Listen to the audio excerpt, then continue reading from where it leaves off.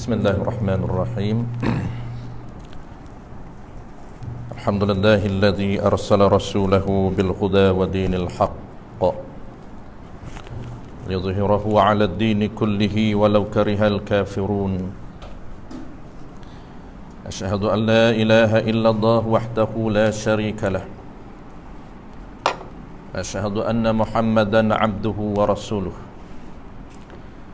Salawatullahi wa salamuhu ala hadzal nabiyil karim wa imamil muttaqin wa qaidid du'akil mujahidin wa ala alihi wa ashabihi ajma'in. Allahumma 'allimna ma jahilna wanfa'na bima 'allamtana waj'alna minal mukhlisin. Wa sallallahu ala sayyidina Muhammad wa ala alihi wa baraka wa sallam walhamdulillahi rabbil alamin, amma ba'd. Lebih dahulu marilah sama-sama kita menyatakan setinggi-tinggi kesyukuran kehadrat Allah Subhanahu wa taala kerana dengan limpah kurniaannya dapat sama-sama kita diberi kesempatan, masa, peluang serta kekuatan oleh Allah Subhanahu wa taala untuk kita berada dalam majlis ilmu pada malam ini. Mudah-mudahan kita digolongkan di kalangan orang yang menuntut ilmu semata-mata kerana Allah Subhanahu wa taala. InsyaAllah tuan-tuan, kita akan sambung tajuk kita yang kita dah lama berhenti. Kita masih berada dalam tajuk yang pertama, tajuk penting solat yang pertama. Dia ada beberapa tajuk solat ini. Cuma kita sebut sebelum daripada ni ada 3 komponen asas di dalam solat. Yang ini yang asas. Adapun yang detail dia banyak. Yang asasnya yang pertama syarat sah solat. Dia panggil syurutus sihhatus solat. Yang keduanya ialah rukun. Dia panggil pelaksanaan ataupun syarat pelaksanaan setiap rukun 13. Itu komponen yang asas yang kedua. Dan yang ketiganya, yang asas yang ketiga, perkara yang membatalkan solat. Ini ada 3 benda yang asas yang kita akan fokus. Yang selebihnya tajuk-tajuk yang sunat. Termasuk perkara sunat ab'ad ada 8 dan selebihnya sunat hay'ah. Baik. Yang kita akan fokus tuan-tuan 3 komponen ini kerana dia sangat penting, kerana terbentuk, terbina, terdirinya solat itu berasaskan 3 benda ini. Kalau salah satu daripada 3 komponen ini kita tak clear ataupun tak komplit, tak sempurna, menyebabkan sembahyang kita direject oleh Allah Subhanahu wa taala. Tajuk yang pertama tuan-tuan, kita akan sambung ni ada 6 syarat dan terma. 6 syarat ataupun dia panggil bahasa kita dia panggil terma dan syarat. Ada 6 terma dan syarat untuk solat kita diterima oleh Allah taala. Bahasa fiqh dia panggil syarat sah solat ada 6. Dalam kitab lain ada 9, tapi kitab kita ini diringkas ada 6 sahaja. 6 yang asas. Kalau Hidayatus Sibyan, Sulamus Sibyan, kitab Matla'ul Badrain, ada 9 perkara syarat sah. Qala al-musannif rahimahullahu ta'ala, sambun muka surat 48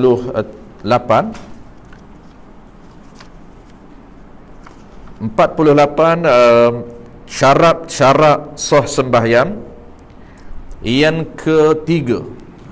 Kita dah baca pertama dan kedua, sambung malam ni ketiga dan keempat. Ketiganya daripada 6 syarat sah sembahyang ialah masuk waktu. Wah, ini syarat basic saja, tetapi pendetailan itu yang kita nak. Macam mana cara untuk memastikan bahawa masuknya waktu. Macam mana cara kita nak tahu masuk waktu itu penting. Baik. Ketiga daripada 6 syarat masuk waktu, yakni masuk waktu sembahyang wajib. Sembahyang yang wajib. Adapun sembahyang sunat, samalah. Sembahyang sunat ini dia ada sunat yang mempunyai waktu. Kalau sembahyang sunat yang mempunyai waktu, maka kita tengok bila masuk waktu dia. Kita akan belajar dalam tajuk sembahyang sunat tuan-tuan, dia ada 4 kategori sembahyang sunat. Sembahyang sunat mempunyai waktu, kategori kedua sembahyang sunat mempunyai sebab, Dan kategori yang ketiganya ialah sembahyang sunat yang tidak mempunyai sebab dan tidak mempunyai waktu. Ada 3 kategori. Ada 4 tu di mana pendetailan di sembahyang sunat yang mempunyai sebab, dia ada pecahan. Kita akan belajar apabila masuk sembahyang sunat. Jadi sembahyang sunat mempunyai waktu, dia sama juga konsep dia dengan sembahyang wajib. Apabila masuk waktu dia baru sah. Kalau tak masuk waktu, kita sembahyang duha belum masuk waktu, maka tak sah sembahyang sunat duha kita. Kenapa? Kerana tak dapat satu daripada 6 syarat untuk Allah terima ibadat. Walaupun cantik ibadat kita, kita jaga cantik, pelaksanaan rukun cantik, perkara batal solat kita jaga, sunat hai'ah kita jaga, sunat ab'ad kita jaga, tetapi satu daripada 6 perkara yang kita tak jaga ialah sembahyang belum masuk waktu. Okey, secara ringkas tuan-tuan, syarat satu daripada 6 ini yang kita bincang malam ni ialah masuk waktu. Apa yang penting yang kita nak tahu ialah cara mengetahui masuk waktu. Dia ada berapa level cara dia, berapa standard, berapa level, berapa cara kita nak tahu masuknya waktu sembahyang. Secara ringkas, dia ada 3 cara, 3 standard ataupun 3 peringkat. Peringkat yang pertama, kita tahu masuknya waktu secara yakin. Kita pernah sebut kat tuan-tuan, di dalam fiqh ini dia ada beberapa standard asas. Ada berapa standard untuk kita mengetahui sesuatu benda ini? Dia ada 3 standard. 2 yang diterima pakai, 1 yang ditolak di dalam syariat kita. Maknanya 1 tidak diambil kira di dalam penhukuman. Standard pertama yakin, standard kedua zon, standard ketiga syak.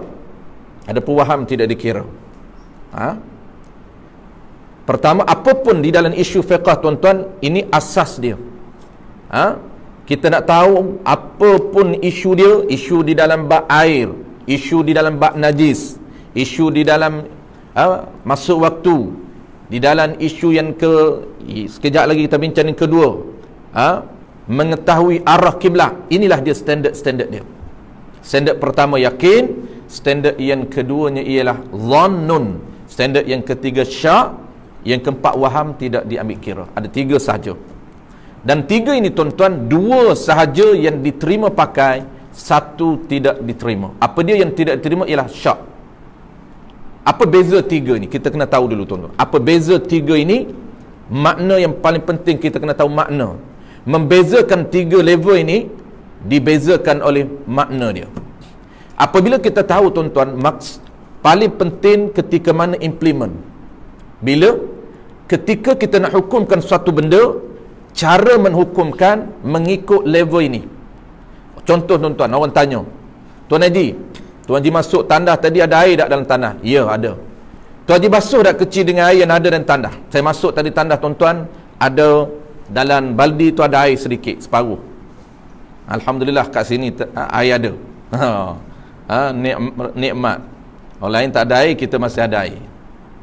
Masuk ada air tuan-tuan, dalam air tu saya kencing, bukan nak cerita kencing. Tuan-tuan kata cerita apa kencing Ustaz? Tak ada cerita lain ke? Saya guna basuh kencing itu dengan menggunakan air dalam baldi tuan-tuan. Orang tanya, ini biasa isu yang selalu dibangkitkan. Ada orang kata air yang berada dalam baldi itu dihukumkan najis. Maka kita tanya dia, ingat tuan-tuan, disiplin ilmu syariat. Ilmu syariat, ilmu yang ada disiplin dia. Bukan kita boleh hantam, kita boleh bedal, kita boleh belasah ikut dam. Maka apabila orang tanya kita, Tuan Haji, apa hukum air yang berada dalam baldi, dalam tandas itu? Ada setengah orang kata tuan-tuan, dia kata hukum dalam baldi itu, air dalam baldi itu najis, tidak boleh digunakan untuk ambil wuduk ataupun untuk basuh kencing. Kenapa? Kerana dia kata air dalam itu statusnya najis. Kita tanya dia, nak menghukumkan najis ni tuan-tuan hukuman. Kita hukumkan kata air itu najis daripada asalnya mutlak, maka kita hukumkan najis. Kita tanya dia, macam mana boleh lahirnya hukum najis? Sebab tuan-tuan, nak hukumkan najis ini, kita mesti yakin masuk najis dalam itu baru kita boleh hukum. Kita tanya dia, Tuan Haji tengok tak terpancuk air kencing? Dia kata tak tengok lah, tetapi biasanya dia kata kalau orang kencing sambil berdiri takkan tak masuk dalam baldi tu. Dia guna teori adat dia, teori akal dia. Dia kata biasanya kalau kita kencing sambil berdiri ni jarang, dia kata tak masuk, tak terpencik masuk, takkan tak percik masuk dalam air tu. Tak boleh guna, dia kata. Kalau untuk diri dia tak nak guna, rasa tak puas hati, tu tak apalah. Tetapi status hukum kita bincang. Apa status hukum? Soal nak guna, itu soal yang kedua. Kalau dia rasa tak puas hati, bukan soal suci ataupun tidak. Memang suci hukum dia, tapi dia ini rasa tak puas hati nak guna. Tak apa, itu soal lain. Apabila dia hukum menggunakan andaian dia, menggunakan agak-agak dia, maka tidak dikira di dalam syariat. Sebenarnya panduan syariat macam mana panduan sebenar? Panduan sebenar apabila kita tak berada pada level pertama yakin. Kita tak yakin najis masuk di dalam air tersebut. Yang kedua, kita tidak boleh juga berada pada level kedua zon, kerana kita tidak ada tanda-tanda qarinah zon. Kalau ada tanda, okey. Sebab tu sekejap lagi kita nak sebutkan tuan-tuan makna level ini. Barulah kita boleh hukumkan satu benda. Dan ketiga, syak pun dia tak syak. Kalau dia syak, di dalam syariat kita, syak ni tuan-tuan tidak merubah status asal. Syak 50-50, najis ke tidak, dia tidak akan merubah status asal. Kenapa? Kerana formula yang ulama kita buat di dalam mazhab kita al-Imam Syafi'i, apabila syak, dia kembali kepada asal. Apa dia asal dia? Air itu asalnya bukan najis, suci. Maka hukum apabila syak, hukumnya status air itu suci. Baik, cara tuan-tuan, itu contoh saja. Bila kita nak guna 3 kayu ukur ini, di mana tempat dia? Di semua tempat, melibatkan isu najis, isu masuk waktu, isu arah kiblat, dan isu air, dan beberapa isu-isu lain. Maka kita kena tahu tuan-tuan 3 benda ini makna dia. Pertama apa dia? Pertama, yakin. Level ini juga kita akan guna dalam isu masuk waktu. Yakin apa dia tuan-tuan? Kita pernah sebut, kita ulang sekali lagi. Makna yakin ni idrab ataupun mendapatkan sesuatu maklumat bisyahadah, secara panca indera. Mendapatkan sesuatu maklumat menggunakan panca indera kita, tu dia panggil yakin. Kalau satu benda tu boleh dapat maklumat melalui pandangan, kita tengok, baru kita panggil yakin. Kalau satu benda itu kita boleh dengar, tuan-tuan dengar, baru yakin. Kalau satu benda itu tuan-tuan boleh dapat maklumat melalui cium, tuan-tuan cium, yakin najis. Kenapa? Kerana baunya najis. Mana tanda yakin berada pada level yakin, kata najis ini? Kerana dia mendapat info dengan ciuman, salah satu daripada panca indera.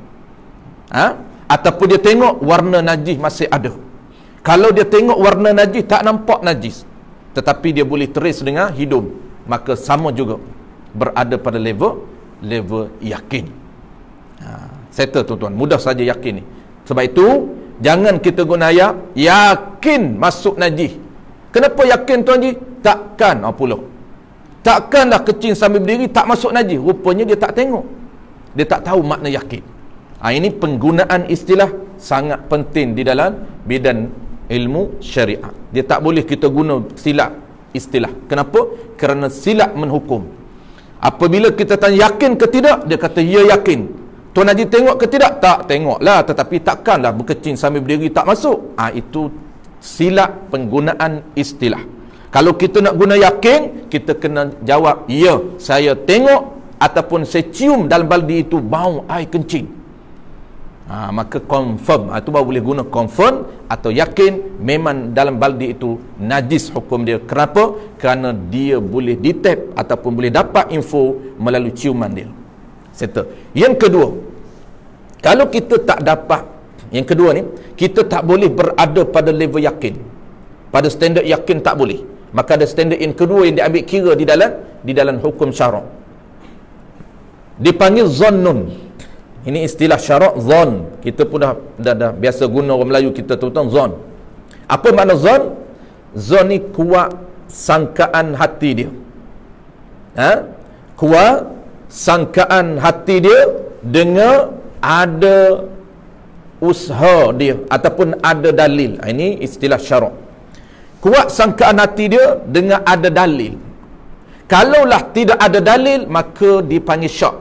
Kenapa? Kerana tidak ada suatu benda yang dia boleh pegang untuk menguatkan hati dia cenderung arah mana-mana, cenderung najis ataupun tidak. Ia menguatkan hati dia ke arah najis, ke arah masuk waktu. Mana benda yang menguatkan hati dia? Mesti ada usaha dia. Usaha dia itu di dalam fiqh dinamakan dalil.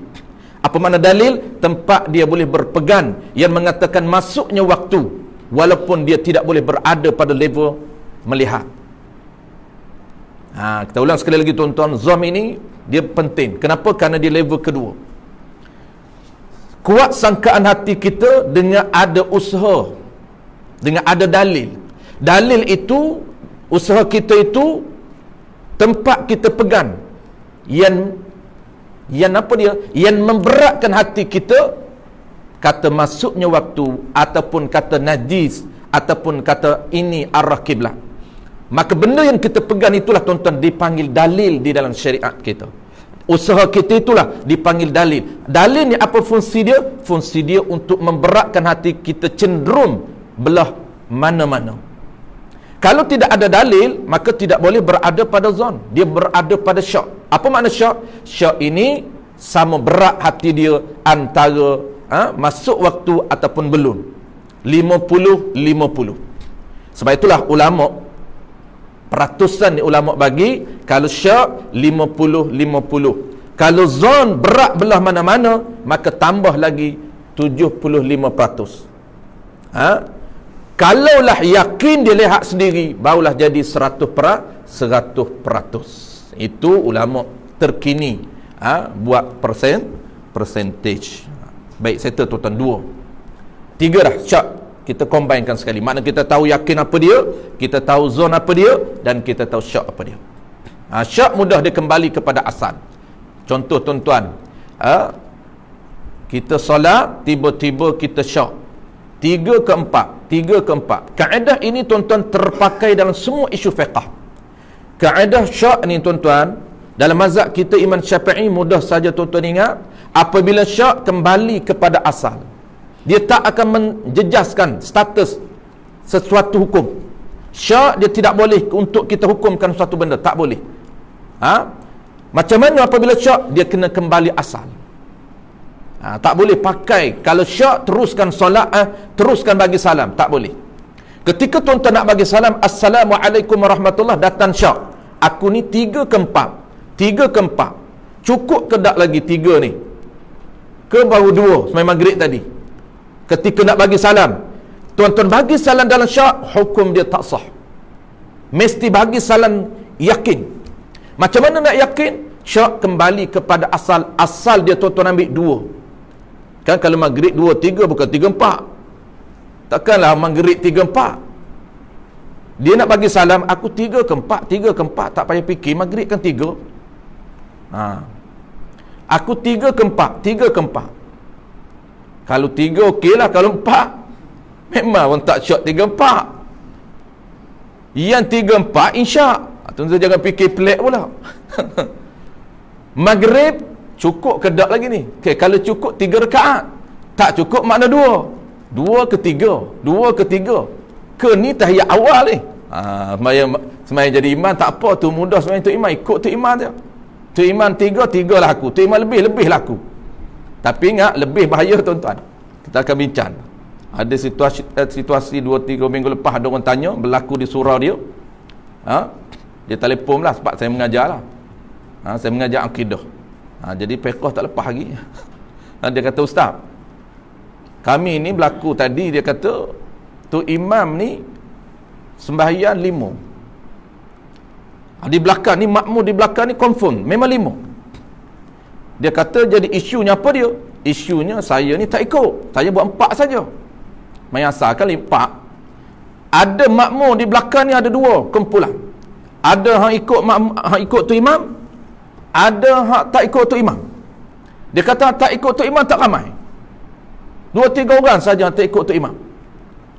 Memang kawan hak belakang hak tanya ni dia confirm, dia kata memang tu imam 4. Tu imam 5. Kemudian apabila selesai sembahyang pok dia pakat bincang lah. Dia kata, kenapa sembahyang 5? Itulah dia kata, dah tu imam 5 saya pun ikut 5. Hak ni kata, dah tu imam 5 saya 4 saja, tu saya tunggu. Makna ada hak betul, ada hak tak betul. Jadi kesimpulan tuan-tuan, 2 firqah ni, 2 kumpulan ni, ada kumpulan yang betul, ada yang tak betul. Tak betul macam mana? Tak betul dia yakin, dia confirm 4, tiba-tiba dia ikut tu iman yang salah, maka batal solat dia. Batal solat ikut iman yang salah. Dia tegur, sepatut dia kena tegur. Tapi oleh kerana dia tak berani tegur, ataupun dia tak tahu cara nak tegur, dia tak tahu cara nak tegur, nak bercakap dia kata batal solat. Apa nak tegur macam mana? Subhanallah, dia tak pandai lah. Nak tegur, cara tegur tu imam apa, ada cara dia juga. Ada tempat subhanallah, ada tempat yang kena ucap, kena keluar dengan ucapan, kena bercakap, tapi bukan bercakap bahasa Melayu. Bercakap bahasa yang tu iman salah, tu iman baca Quran, baca bacaan yang salah, maka kita jangan tegur dengan subhanallah. Dia ada 2 cara tegur. Kalau tu imam itu kesilapan dia pada rukun perbuatan ataupun dia lupa rakaat, maka cara tegur dia subhanallah 3 kali. Tak sunat 3 kali. Kali keempat tak sunat. Biarlah tu iman dia tak nak pakai kita, tak apa, biarlah. Sebab tu iman tak wajib dia dengar kita. Tak wajib dia dengar kita. Dia kena pakai isi hati dia. Cuma orang tegur itu sebagai membantu dia. Tapi apabila makmum tegur, dia tetap dengan yakin dia, aku baru 3, sedangkan dia dah 4, maka tak batal iman. Iman yang salah tak batal tuan-tuan. Sebab dia terlupa. Ataupun dia memang yakin dia baru 3, sedangkan dia 4, maka tu iman tak salah. Yang salahnya orang yang yakin 4, tiba-tiba dia ikut tu iman juga jadi 5. Salah. Yang sepatut macam mana? Sepatutnya seperti firqah yang kedua, yang minoriti itu, dia mesti tunggu imam. Dia ada 2 hukum. Pertama, harus dia firqah, tapi tak sunat dia firqah. Harus saja. Boleh. Makna firqah, terlitah di hati dia, apabila imam naik ke rakaat kelima, dia terlitah di hati dia, aku sembahyang seorang diri. Itu dia panggil niat keluar daripada jemaah. Niat keluar macam mana? Aku sembahyang seorang diri. Tak perlulah sahaja aku keluar daripada jemaah kerana Allah Ta'ala. Tak payah lagu tu lah. Tapi oleh kerana kita duk terbiasa dah, niat ni kena ada sahaja kerana Allah, maka dia ingat sahaja aku keluar daripada iman kerana Allah Ta'ala. Tak perlu terlitah hati kita, aku ni sembahyang seorang diri. Cara yang kedua yang sunat tu, dia ada 2 tindakan yang perlu kita ambil. Cara yang kedua, sunat kita tunggu imam. Imam ini biar dia buat, dia terlupa, biar dia selesai dulu 5 rakaat tu. Nak buat sangat, buatlah imam. 5 ke hantam 6 pun tak apa, aku tunggu. Di mana kita tunggu? Sunat kita tunggu dalam tahiyat akhir. Kita baca tahiyat akhir. Fil alamin innaka hamidun majid. Imam duk dekat ke-5. Apa yang perlu kita buat? Ulama kata kita tambah dengan zikir-zikir lain. Tak sunat kita duduk diam. Dalam solat ni tuan-tuan, apabila habis bacaan kita sementara iman siap, bacalah sunat apapun. Zikir. Sunat kita isikan, jangan kita diam. Sunat. Nak ulang balik pun tak apa, nak tambah doa-doa lain tambah. Fil alamin innaka hamidun majid. Allahumma ghafir. Baca doa kita. Doa untuk kita. Sampailah dia turun, dia bagi salam, barulah kita bagi salam. Itu cara yang sunat.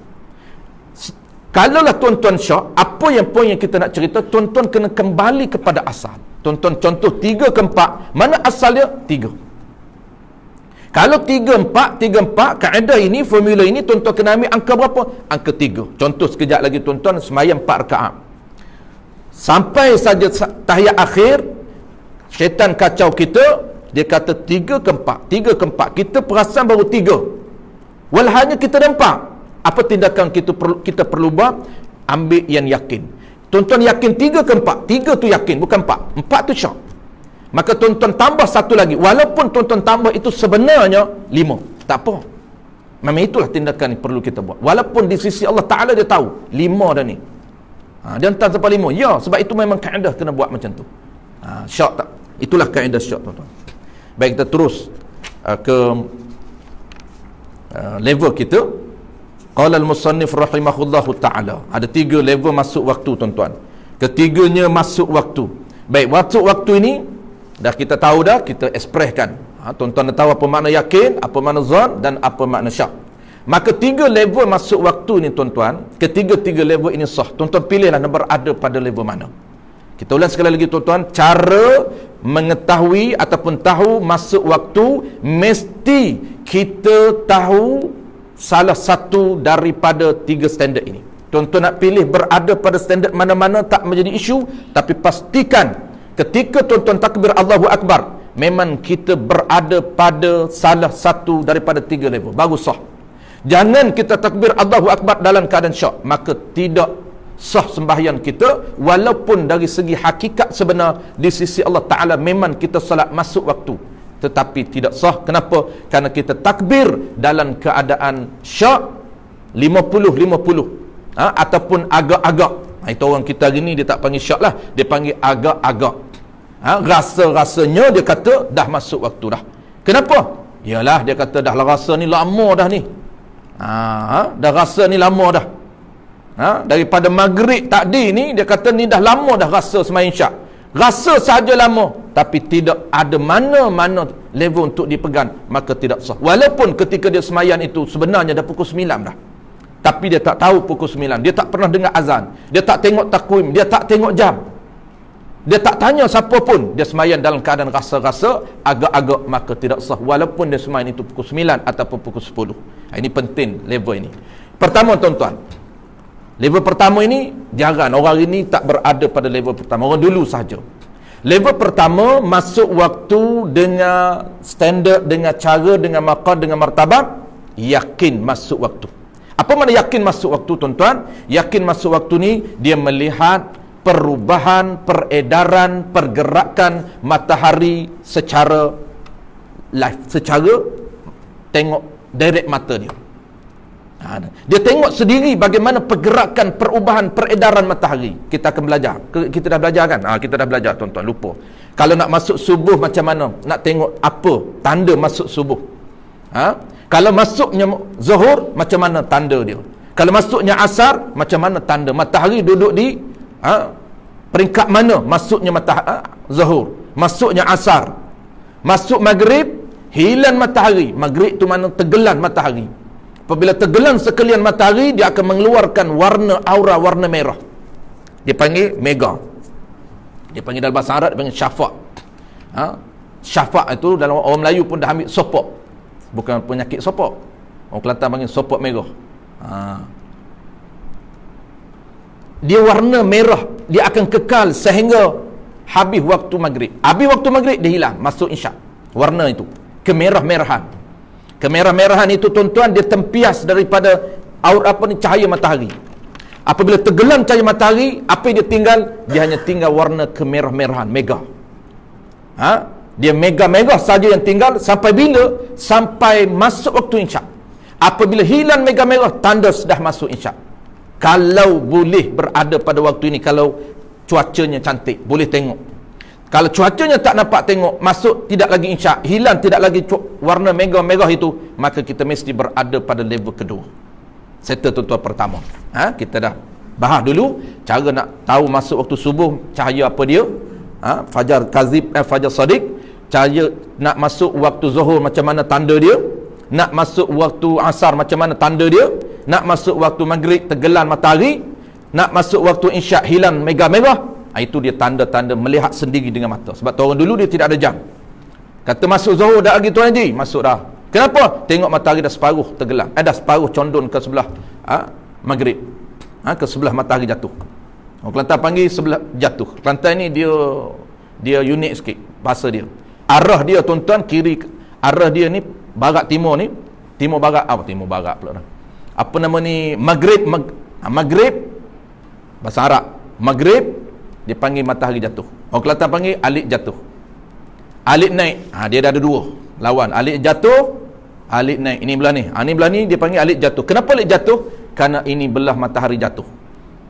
Alik naik, belah matahari naik. Apabila matahari naik secara perlahan-lahan sampai di puncak, itu masuk waktu zuhur. kemudian dia cenderung sedikit ke arah matahari jatuh, maka dia mula masuk waktu zuhur sampailah asar. Asar tu kita dah beri dulu macam mana nak tanda masuk asar. Sebab orang dulu tuan-tuan, dia tidak ada jam. Jam dia peredaran matahari. Kita hari ni saja pakai jam. Matahari kita tak pandai tengok dah. Matahari separuh mana masuk waktu maghrib, waktu asar kita dah tak boleh. Maka kita berada pada level kedua tu. Apa level kedua? Level kedua, dia tak sebut sini. Level kedua ni, ini kita ringkas tuan-tuan. Kalau ikutkan pendetilan, level pertama tu kita melihat sendiri. Ya, level pertama. Kita, orang lain beritahu kita. Boleh berada level pertama juga. Orang yang melihat dengan mata sendiri pergerakan matahari, masuk waktu, kemudian dia beritahu kita. Dia ni tengok sendiri matahari dan dia beritahu kita dah masuk. Bermakna kita ini berada pada level pertama juga. Kenapa? Kerana kita ni tahu masuk waktu melalui orang yang thiqah, dia panggil orang yang boleh dipercayai, melihat sendiri pergerakan matahari masuknya waktu. Kita juga berada pada level dia. Yang kedua tuan-tuan, yang kedua zon. Inilah hari inilah kita pakai ni, zon. Yang keduanya zon. Apa dia zon? Kuat sangkaan hati, masuk waktu dengan ada ijtihad, ada dalil, ada usaha kita, masuknya waktu. Masuknya waktu. Jam, tengok jam. Ini dalil kita, usaha kita. Usaha kita nak memberatkan hati kita, dah masuk waktu. Isyak pukul berapa tuan-tuan?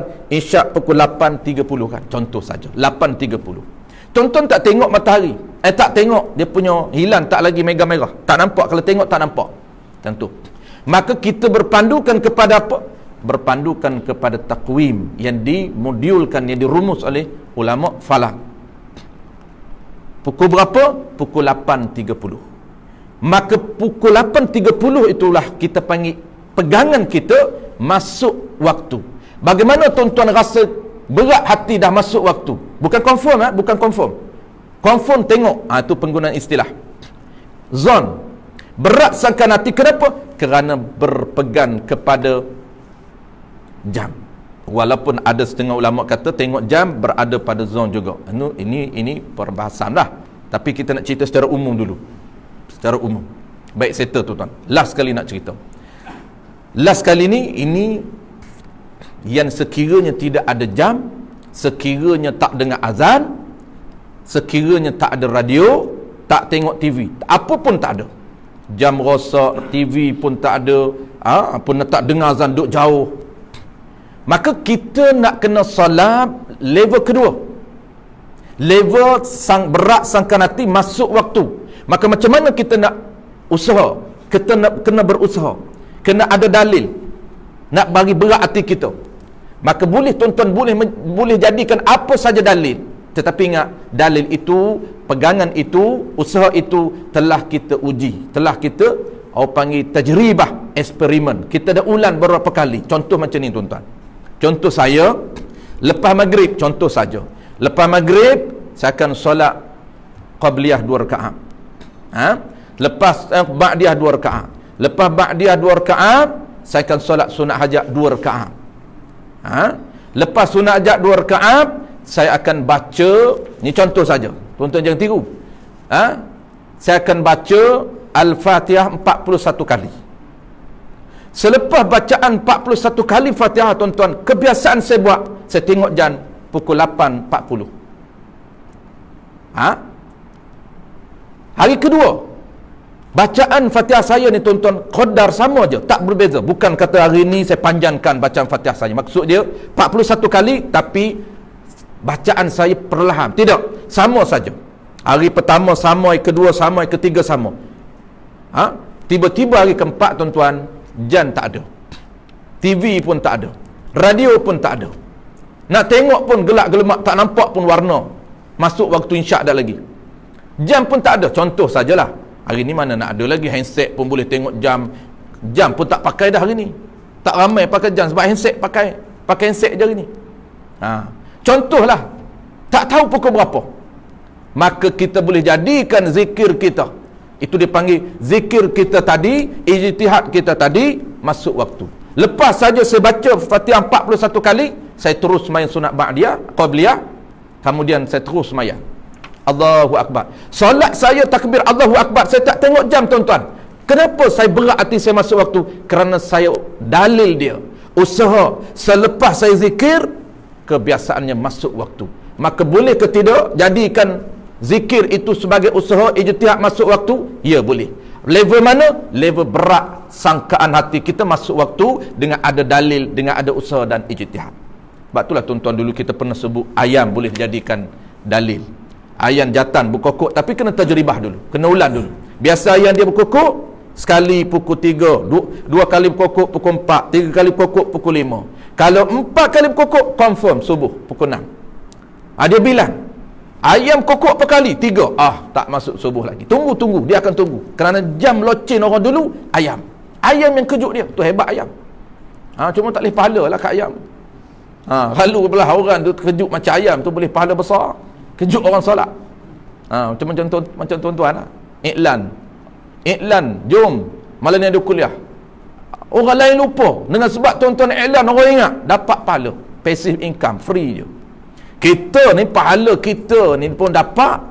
Pahala orang yang belajar tu, tuan-tuan iklan saja dapat kat tuan-tuan. Ni tuan-tuan tak kurang sedikit pun pahala dia. Dapat kat kita, tak mengurangkan pahala dia. Bukan apabila dapat kat kita, pahala dia tu Allah Ta'ala bagi pada kita. Tidak. Allah bagi pahala asin, bukan pahala dia Allah ambil bagi kepada kita. Tidak. Tu kita dapat pahala ekstra. Ayam tak boleh. Baik, yang ketiga, last sekali tuan-tuan, tak sempat malam ni untuk masuk arah kiblat, lain kali arah kiblat. Yang ketiganya, taklid, bukan syak. Syak tak boleh. Level ketiga jangan kata syak. Syak memang tak sah solat. Rasa-rasa, perasaan-perasaan, agak-agak masuk dah waktu, maka tak boleh. Agak-agak. Dia kena confirm ataupun kena zon, berat sangkaan hati. Yang ketiga apa? Yang ketiga dia panggil level ketiga, taklid orang yang mujtahid. Apa makna taklid orang mujtahid? Mengikut orang yang mencari dalil ataupun usaha masuknya waktu. Kita tak pandai. Kita jan pun tak ada, TV pun tak ada, azam pun tak dengar, takwim pun tak ada. Lepas tu nak tengok, nak macam mana nak tahu nak sembahyang? Tak boleh sembahyang agak-agak. Maka kena tanya orang yang pandai untuk cari dalil. Ada orang yang pandai cari dalil, dia kata masuk dah waktu ni. Biasanya aku kalau lepas aku zikir la ilaha illallah 1000 kali, masuk insya. Boleh tak kita nak berpandu kepada usaha dia? Ya, boleh. Itu dia panggil mengikut orang yang berusaha mencari dalil masuknya waktu. Ketika kita tidak mampu berada pada martabat pertama dan kedua. Kalau kita mampu berada pada martabat pertama, kedua, tuan-tuan pandai cari dalil, tak boleh ikut. Kena cari dalil sendiri. Tak boleh ikut orang lain cari dalil. Kerana orang lain cari dalil ni untuk diri dia saja. Boleh jadi tak betul. Boleh jadi tak betul dalil dia di sisi Allah Ta'ala. Tapi walaupun tak betul di sisi Allah Ta'ala, sebenar tak betul, dia dikira betul kalau dia dah ikut menu ataupun panduan Allah Ta'ala tetap. Contoh beginilah tuan-tuan. Tuan-tuan takbir dalam keadaan zon, Allahu Akbar dalam keadaan zon, berat hati ni dengan ada dalil. Dalil dia apa? Dalil dia contohlah mudah, bukan zikir tu. Contohnya ayam lah. Ayam berkokok 4 kali. Biasa 4 kali pukul 6. Maka dia pun berpandu kepada ayam. Berkokok 4 kali ni, dia pun bakit. Semayan subuh sendirilah, tak pergi surau lah. Pergi surau ni memang tak boleh buat contoh lah. Allahu Akbar semayan subuh. Berpandu kepada apa? Berpandu kepada dalil. Baik, ketika takbir Allahu Akbar, sah ataupun tidak? Ya, sah. Kenapa? Kerana dia mengikut panduan yang ditetapkan oleh syarak. Apa panduan dia? Dia tahu masuk waktu melalui salah satu daripada 3 level. Level apa? Dia ambil level yang kedua, iaitu berat sangka hati dengan ada dalil, ada usaha dia berpandu kepada ayam kokok 3 kali, 4 kali. Tiba-tiba realiti sebenar tuan-tuan. Realiti sebenar di sisi Allah Ta'ala, tak masuk lagi waktu. Ayam tak sihat hari tu. Tapi dia bukan tahu. Ayam dia tak sihat, dia kacau. Dia kacau, sistem dia kacau selalu. Ayam ni stres pun tak boleh dah. Stres ni pun dia tak betul dah. Binatang ni sama macam kita juga, dia stres. Bukan kita saja stres, bukan baby saja stres, bukan anak-anak remaja saja stres. Dia stres semua Allah Ta'ala buat. Mula daripada baby ni sampai mati. Jangan kata orang tua ni, orang tua warga mah tak ada stres. Jangan. Dia temu aku letak mana pun tak apa, letak orang tua tak apa, dia bukan tahu apa dah. Jangan, dia lebih stres pada kita lagi. Kita ni tak apalah, orang muda boleh handle stres. Binatang pun stres juga. Kucing kita pun stres juga, anjing pun stres juga. Sebab itulah dia binatang ni apabila dia stres dia tak reti nak kontrol. Dia akan naik kepada depression. Kalau dia tak pandai nak kontrol depression, dia naik kepada gila, sawan. Tuan-tuan biasa dengar anjing sawan. Anjing kalau kena epilepsi ketika tu sunat dibunuh. Kenapa? Kerana dia otak dah tak betul. Memang dia tak ada otak pun. Dia tak betul dah. Apa tanda tak betul? Dia akan kerja dia nak kejar orang, dia nak tangkap apa? Dia nak gigit orang. Tu dia panggil anjing sunat bunuh. Antaranya ialah anjing yang gila. Anjing gila ni dalam bahasa syarak dia panggil apa? Dia panggil kalbun apa nama? Kalbun uqar. Kalbun uqar. Anjing gila. Sunat bunuh, dapat pahala kita bunuh. Kenapa tu? Kerana dia tak betul dah, dia stres. Hakikat sebenarnya ayat ni tak betul. Tapi kita tahu ke tak tahu? Kita tak tahu. Di sisi Allah saja, Allah tahu. Allah terima tak solat kita? Terima. Kenapa? Kerana kita ikut panduan. Tetapi kalau kita tahu, tuan-tuan, ketika kita tahu tak terima. Zannum ini dia hanya diterima pakai sekiranya tak nyata kesalahan. Al-zannu tabayyan, maksudnya zam ini nyata, al-khata nyata kesalahan, maka ketika itu tidak diterima pakai. Mana contoh dia tuan? Contoh ketika kita pegang tadi ayam berkokok 4 kali masuk waktu dia, tiba-tiba pagi besok kawan kita beritahu, maknanya kita tahu bahawa kita panduan yang tadi tak terima pakai, tak masuk waktu lagi. Macam mana? Kita tahu, contohlah kawan kita bertemu kawan, dia kata aku lalu, dia kata rumah mu tadi, dia kata dah nampak cerah dah, pukul berapa? Dia kata aku tak tahu pukul berapa, aku bangkit subuh. Aku bangkit tu dia kata sebab bunyi kokok ayam 3-4 kali, bangkit terus solat lah. Kawan kata aku lalu nampak cerah bilikmu tu baru pukul 5, tak subuh lagi. Oh gitu ke? Lepas tu aku solat lah. Maka solat kita tak pakai, wajib qada, tapi tak haram, wajib qada. Kenapa? Kerana zon diterima pakai sekiranya tak nyata kesalahan.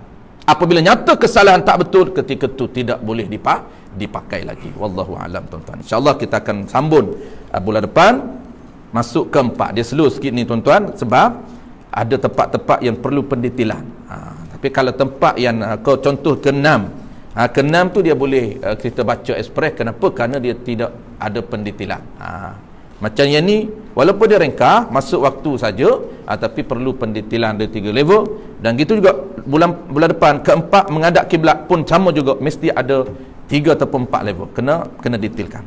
Kadang-kadang dia semaya agak-agak saja, pergi rumah orang tak tanya pun, tak tanya tuan rumah, agak tak boleh. Tapi kalau dia zon hati dia, tak apa, pergi rumah kawan, masuk bilik, tak ada arah kiblat, tak ada arah kiblat, maka dia nak panggil pun kawan duduk dalam bilik dia segan, nak panggil, nak tanya mana kiblat ni, kompas pun tak ada. Lalu dia semaya agak-agak, tak sah. Kalaulah dia berpandukan boleh, dia kata tengok sejadah ni apa macam ni, kita ikut je lah. Ni apa ni sejadah, kan kita boleh pandu juga, biarlah tak betul pun. Selagi mana tak nyata tak betul, kita boleh. Allahu Akbar. Kenapa? Kerana kita bukan yakin, zon hati kita arah ni kiblat. Kenapa? Kerana tengok tuan rumah bentan sejadah siap dah, arah ni. Rupanya tuan rumah tersilap. Lepas solat, tanya tuan rumah mana arah kiblat. Pandai dia tanya, patut tak tanya dah. Dia kata arah kiblat belah ni. Oh, saya solat belah ni. Kenapa? Kerana ni apa ni? Oh, tersilap tadi dia kata apa. Pada muka tanya sangat. Kalau tak tanya, jadi dah. Kenapa? Kerana takbir dalam keadaan zon. Wallahu a'lam. Bismillahirrahmanirrahim. Alhamdulillahirabbil alamin. والصلاة والسلام على أشرف الأنبياء والمرسلين وعلى آله وأصحابه أجمعين. اللهم فقهنا في الدين وعلمنا التأويل واجعلنا من العلماء العاملين واجعلنا من المخلصين. وصلى الله على سيدنا محمد وعلى آله وبارك وسلم والحمد لله رب العالمين.